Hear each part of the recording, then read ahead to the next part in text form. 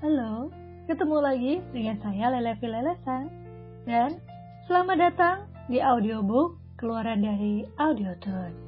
Oke, kita langsung lanjut aja ke episode mengunjungi Jesselyn dari novel Suami Mengganti karya Mami Kembar.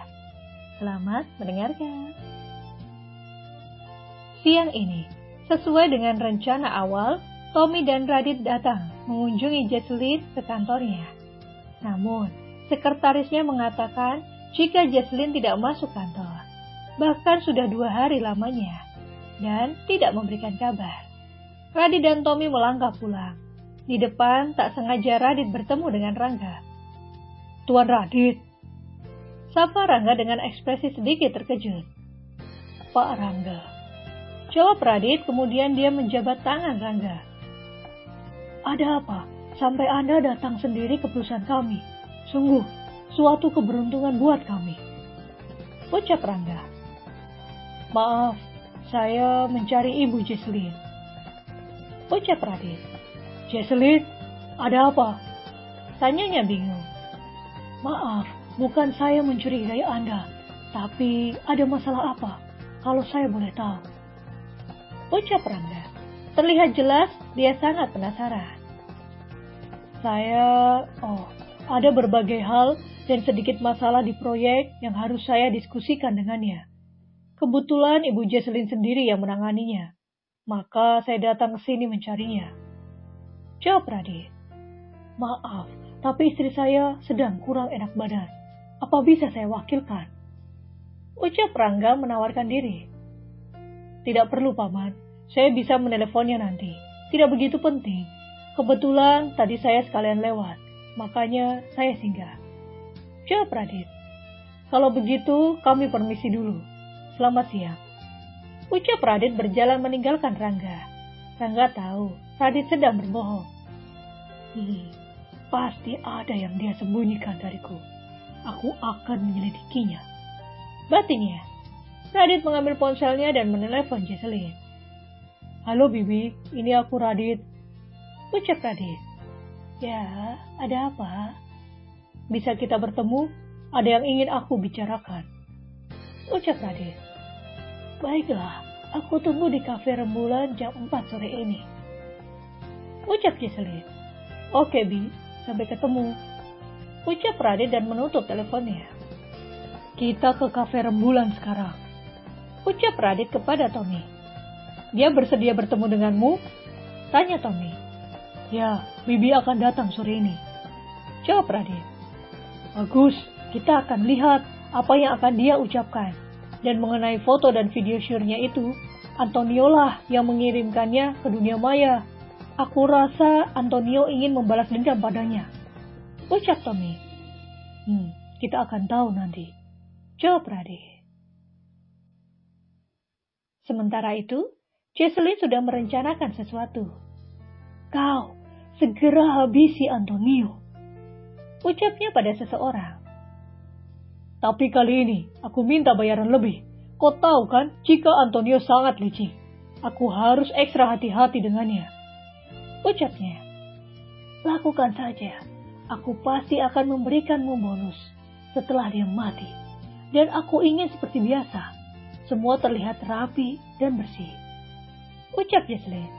"Siap, laksanakan." Panggilan terputus. Jesselyn membanting ponselnya di atas tempat tidur. Bayangan Antonio memperkosanya dan mempermalukan dirinya dengan menyebarkan foto dan video mesum membuat Jesselyn semakin mendidih. "Kali ini Antonio benar-benar keterlaluan. Aku sendiri yang akan menghabisinya," ucap Jesselyn. Diliriknya jam dinding. Sudah pukul 2 lebih.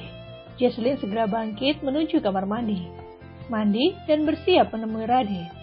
Jesselyn ingin menyerahkan perusahaan yang diwariskan papanya kepada Radit, sesuai dengan wasiat sang papa.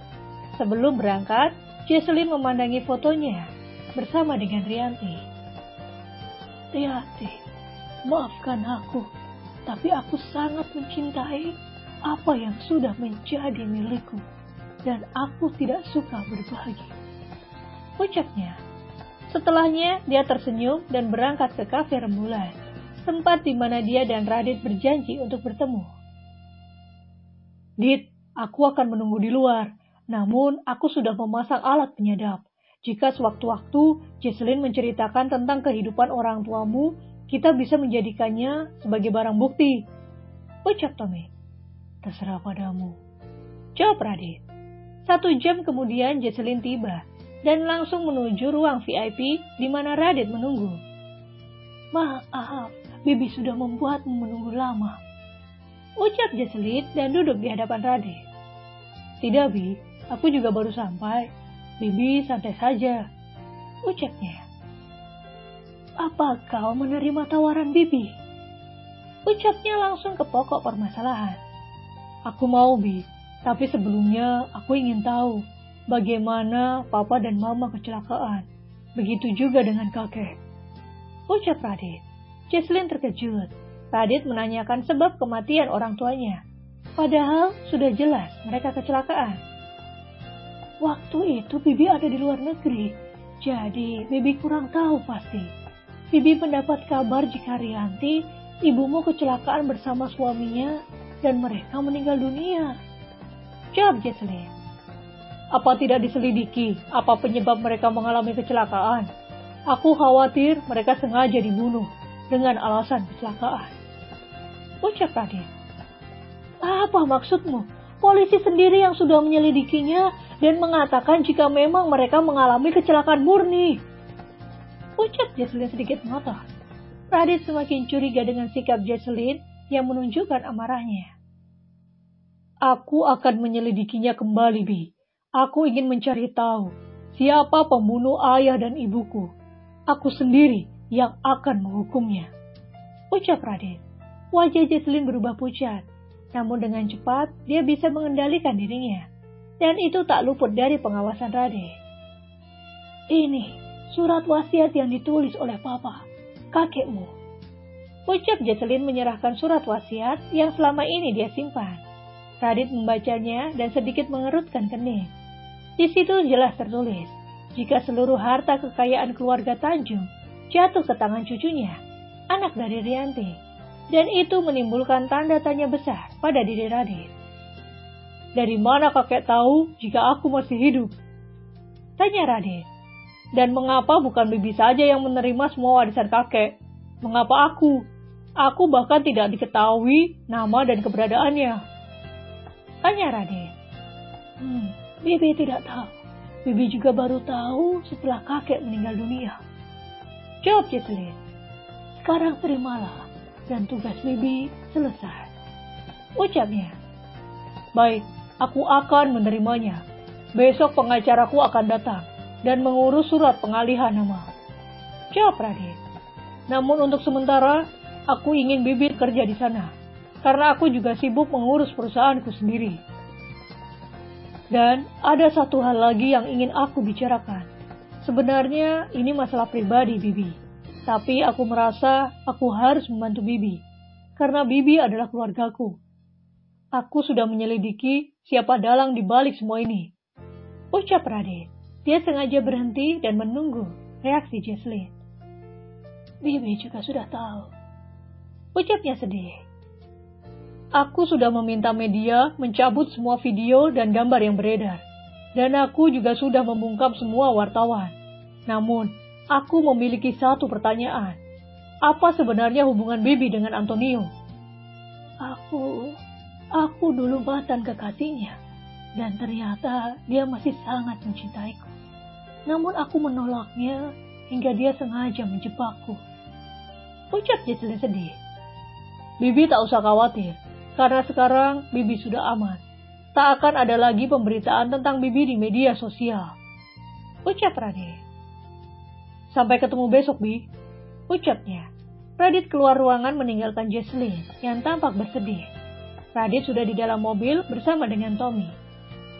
Besok adalah penyerah terimaan perusahaan padaku. Aku ingin kau mendampingiku. Aku melihat ada gelagat yang tidak mengenakan, jawab Radit. Aku pasti ikut, jawab Tommy. Oh ya, bagaimana dengan Antonio? Tanya Radit. Apa kita menangkapnya sekarang? Tanya Radit. Aku masih ingin mengulur waktu sedikit. Sebaiknya kita tunggu beberapa minggu lagi. Oh ya, minggu depan, setelah semua berjalan normal dan perusahaan sudah berada di tanganmu, kita datangkan Paman Danu. Aku ingin melihat reaksi mereka berdua. Ucap Tommy. Akan sangat seru jika mereka bertemu dengan Paman Danu. Aku yakin mereka akan berusaha untuk membunuhnya. Dengan begitu, kita tahu siapa musuh kita sebenarnya. Ucap Tommy. Aku setuju. Jawab Radit. Mobil terus melaju kembali ke kantor. Tommy mengambil mobilnya dan pulang ke rumah. Begitu juga dengan Radit yang pulang ke rumahnya. Nah, udah selesai nih untuk episode ini. Jangan lupa kasih like dan komentar pada novel audiobook dan juga novel autornya. Terima kasih dan sampai jumpa. Kalau kamu mau dengar audiobook lebih banyak dan gratis, segera download AudioTune.